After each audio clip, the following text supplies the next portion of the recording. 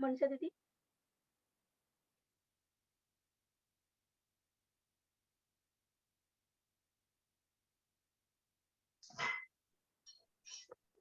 Praise the Lord. आवाज आती है मेरी? Praise the Lord. और सभी हमारे भाई लोगों को हैप्पी फादर्स डे, जो हमारे ग्रुप में है आज। सब लोगों को भाई लोगों को हैप्पी फादर्स डे, और hope you are enjoying your day with your family. तो आज जो हमने आज जो वचन लिए हैं उसका रीडिंग जो लिया है, एक्चुअली मैं वहां से कुछ नहीं कहने जा रही हूँ, लेकिन जो मैं आज जो वचन लिया है वो है भजन संहिता, उसका 128 अध्याय है। उसमें से लिया है एक्चुअली मैंने, क्योंकि मैंने सोचा कि आज फादर्स डे, तो चलो ये छोटे से भजन संहिता से हम कुछ सीखेंगे और पढ़ेंगे। तो हम बाइबल में देखते हैं कि जो नीति वचन का 31 अध्याय है वो जो स्त्री है उसके बारे में लिखा है बाइबल में, और जो ये साम 121 है वो उसके जो नीतिमान पुरुष है उसके उसके बारे में ये लिखा है। तो इसके बारे में हम देखेंगे कि क्या इस वचन में लिखा गया है आज, और जो नीतिमान पुरुष है उसके बारे में वचन में क्या लिखा गया है।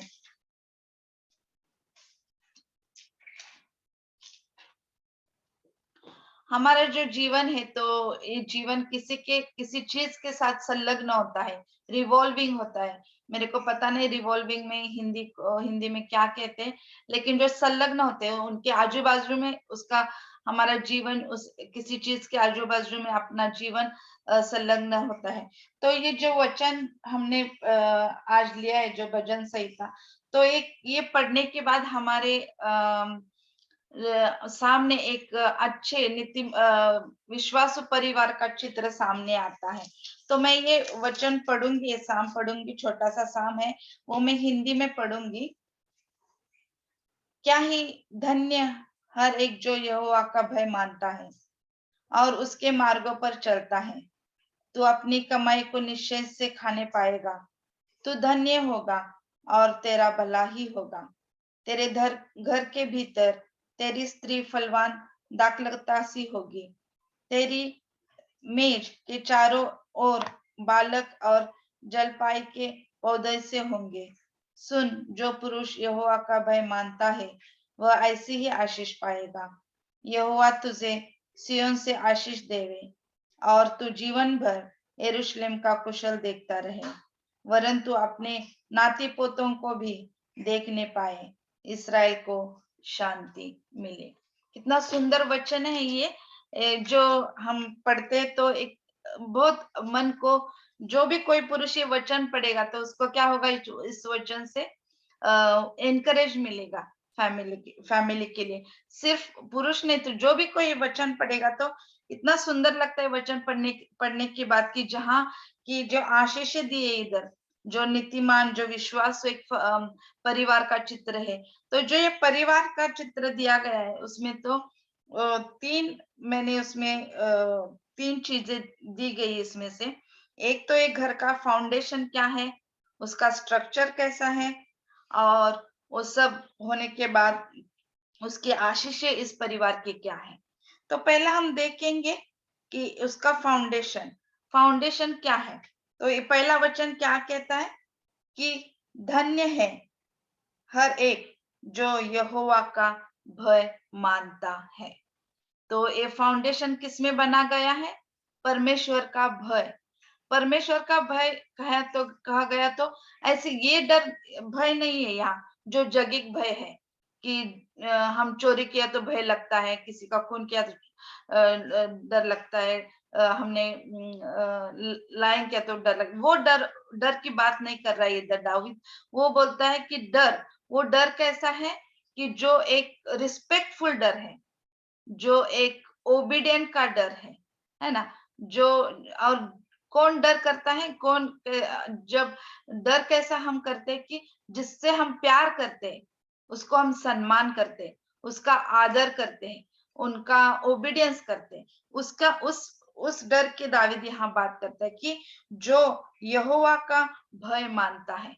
तो इसमें क्या है कि ये फाउंडेशन है आदर, ओबीडिएंट, परमेश्वर का सम्मान है, उसमें परमेश्वर का भय है, उसके वचन का ओबीडियंस है, डिवोशन है, इसमें परमेश्वर के लिए डेडिकेशन है, परमेश्वर के कामों के लिए, और वो परमेश्वर के साथ जुड़ना है।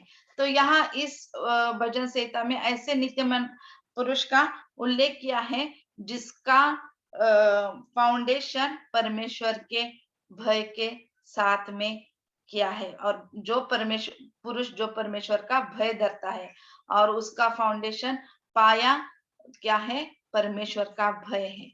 और जो पुरुष अपने हृदय से, अपने अंदरूनी से परमेश्वर को सम्मान करता है, उसके डर करता है, उसको प्यार करता है, उसका भय धरता है, तो क्या होता है, अपने आप उसके बाहर का जो बर्ताव है, जो बाहर का बिहेवियर है, उसका बाहरी जीवन क्या होता है, ऑटोमेटिक आशीषित करने वाला होता है, आशीषित होता है, परमेश्वर को संतोष देने वाला होता है। तो हमने इधर देखा कि फर्स्ट फाउंडेशन है परमेश्वर का भय। दूसरा है जो फैमिली का है वो स्ट्रक्चर। ये स्ट्रक्चर किस पर बना गया है, हम आगे बढ़ते कि धन्य है हर एक जो यहोवा का भय मानता है और उसके मार्गों पर चलता है। तो दूसरा स्ट्रक्चर है जो बनाया गया है, घर किस पर बना गया है, जो परमेश्वर का उसके मार्गों पर चलने का स्ट्रक्चर है। उसके मार्गों पर चलने के बाद, उसके मार्गों में चलने से ये घर बनता है ना। Who walks in his ways, ऐसा बोलते हैं कि हम मैं भाई को विनती करूंगी कि भजन संहिता उसका 112 और उसका पहला वचन पढ़े प्लीज। यहाँ क्या कहते हैं हम दावीद?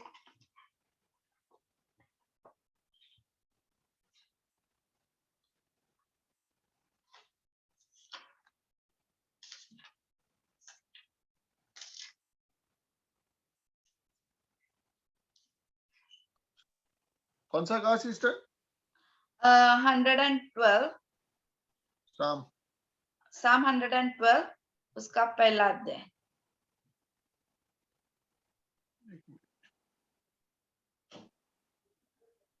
पहला वचन, सॉरी।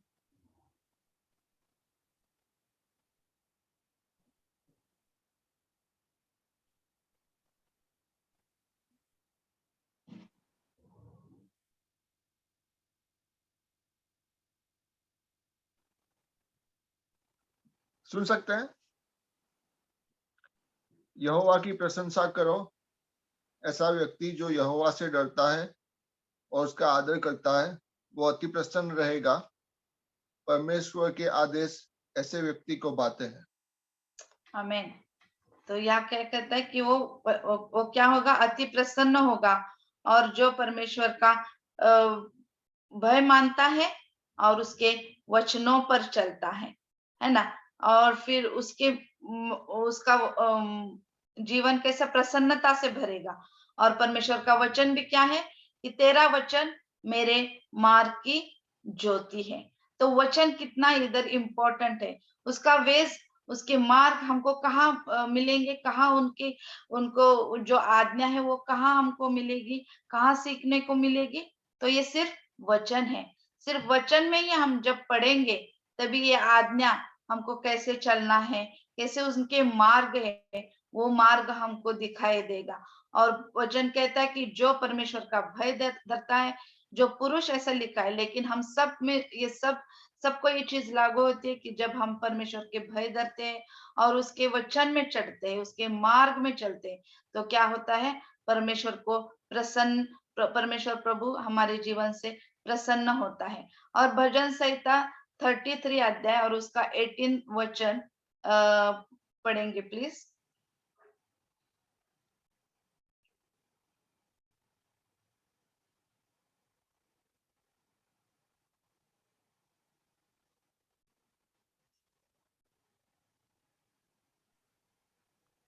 जो जन यहोवा का अनुसरण करते हैं उन्हें यहोवा देखता है और रखवाली करता है।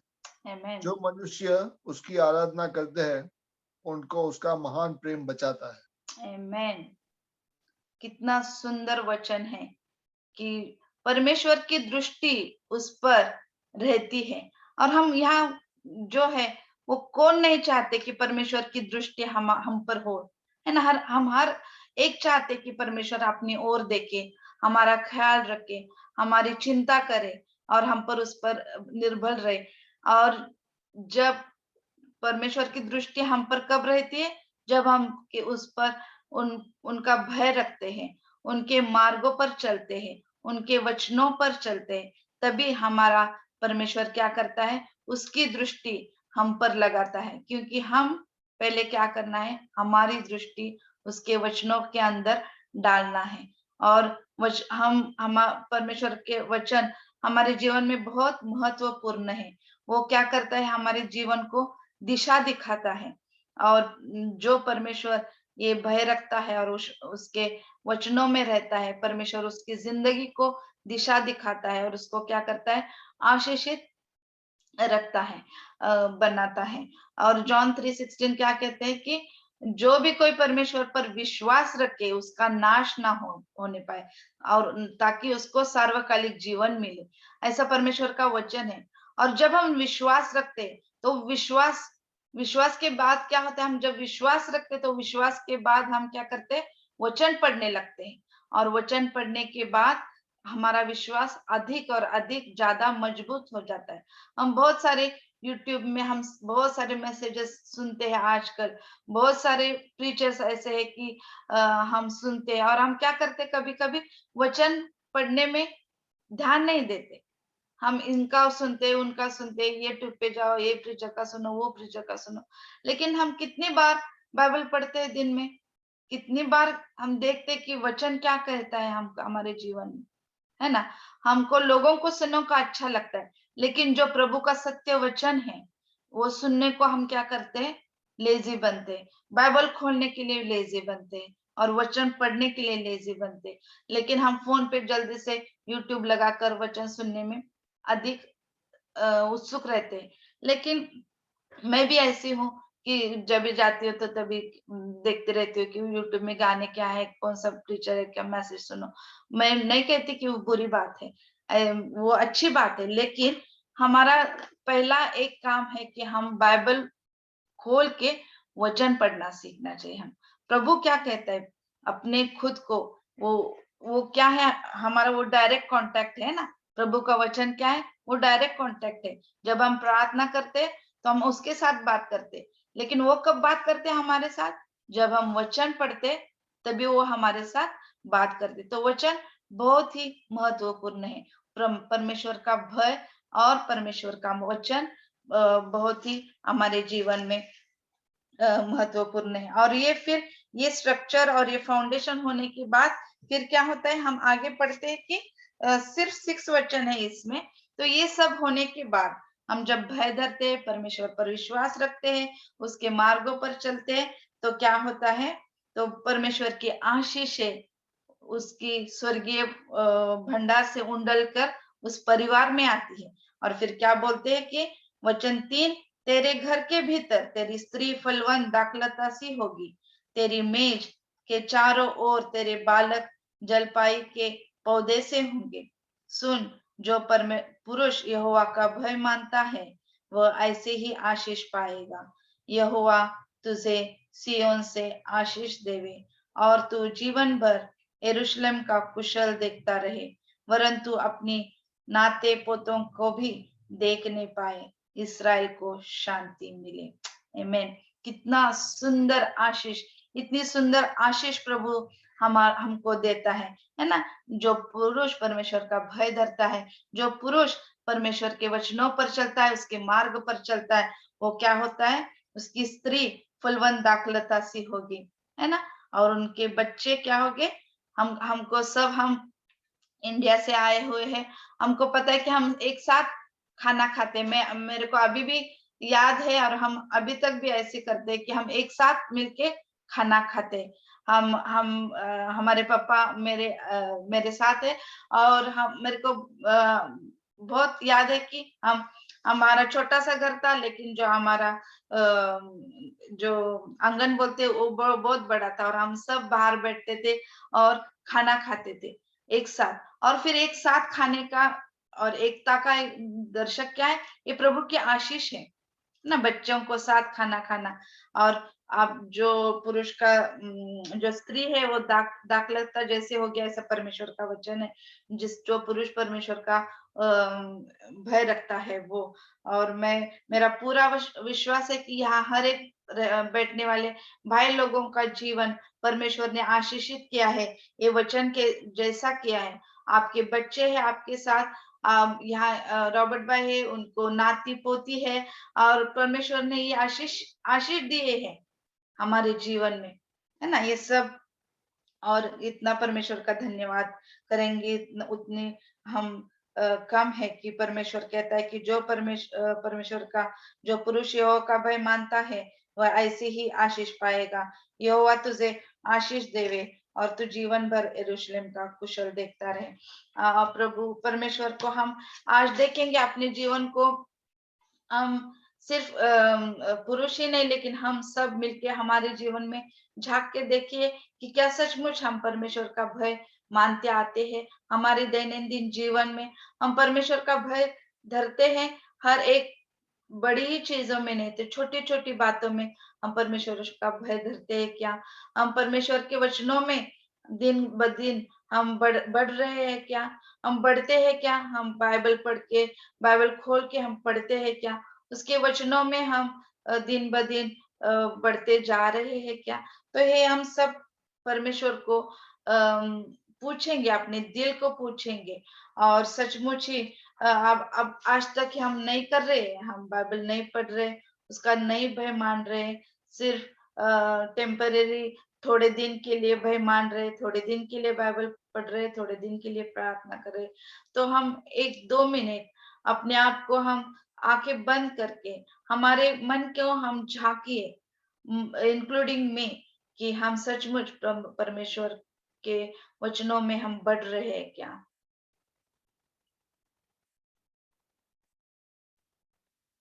क्या हम वचनों का पालन कर रहे हैं क्या?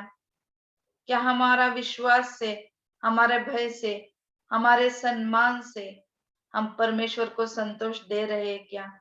हमारे जीवन ऐसी है क्या जो अंदरूनी से पूरी पवित्र आत्मा के फलों से भरकर वो बाहर उमड़ रही है क्या? ताकि हमारे जीवन को देख के बाकी के लोग परमेश्वर की स्तुति कर रहे हैं क्या? परमेश्वर को हम, यदि ये हम नहीं हो रहा है हमसे, हमारे जीवनों से नहीं हो रहा है, तो अभी भी वक्त नहीं गया है, तो हम परमेश्वर को माफी मांग के, इंक्लूडिंग मी, हम परमेश्वर की दया के आसन में आएंगे और परमेश्वर को सहायता मांगेंगे। हम मानव है, हम बहुत ही अशक्त है, हम बहुत कम पढ़ते हैं हर दिन, लेकिन परमेश्वर की दया, उसके वचन, उसका आत्मा हमको इतना सामर्थ्यशाली है कि हमको वो स्ट्रांग बना सकता है, वापस हमको पवित्र आत्मा में चला सकता है। सिर्फ हमको उसकी अवेलेबिलिटी देने के लिए हमको जरूरत है। और आज इस फादर्स डे के दिन में मैं सब भाइयों के लिए एक वचन पढ़ना चाहती हूँ, जो है गन्ना नंबर्स उसका 6 अध्याय और 24 से 26। ये परमेश्वर का वचन है आप सब भाइयों के लिए, आज जो फादर्स डे दिन के लिए आपके लिए आशीष करे। मैं हिंदी में पढ़ूंगी। यहोवा अपना मुख तेरी ओर करे और तुझे शांति दे, इसी रीति से वे मेरे नाम को इस्राएल पर रखे और मैं उन्हें आशीष दिया करूंगा। सॉरी, 25 और 26 पढ़ूंगी मैं। यहोवा तुझे आशीष दे और तेरी रक्षा करे, यहोवा तुझ पर अपने मुख का प्रकाश चमकाए और तुझ पर अनुग्रह करे। यहोवा अपना मुख तेरी ओर करे और तुझे शांति दे। पर प्रभु करे और ये जो हमारी फैमिलीज है, ये जो हमारे कलीसिया में जो पुरुष, नीतिमान पुरुष है, जो परमेश्वर का भय धरते हैं, उनको ये सब आशीष प्रभु अपनी स्वर्गीय आशीष उनको दे दे। और मैं लास्ट में, जो आप लोग है जो नीतिमान पुरुष है, तो जो यहोशुआ ने जो बोला था कि मैं और मेरा घराना तो परमेश्वर की सेवा करूंगा, तो मैं आपको आज विनती करती हूँ कि ये जो यहोवा के जोशुआ के सामने दो दो दो बातें थी, एक कल्चर सर्विस थी और एक परमेश्वर की सेवा थी। और उसको सामने दो सेवा थी, एक कल्चर का था और एक परमेश्वर का सेवा करने का था। लेकिन जो यहोशुआ ने क्या किया, वो बोला कि मैं क्या करूंगा, मैं परमेश्वर की सेवा करूंगा। और उसने परमेश्वर की सेवा करने का अनुदान वो चुना। और परमेश्वर करे ये यहोशुआ की तरह आपको भी परमेश्वर की सेवा करने का जो सेवा करने का अनुदान है, परमेश्वर आपको चुनने के लिए आपको आशीष दे। आमीन।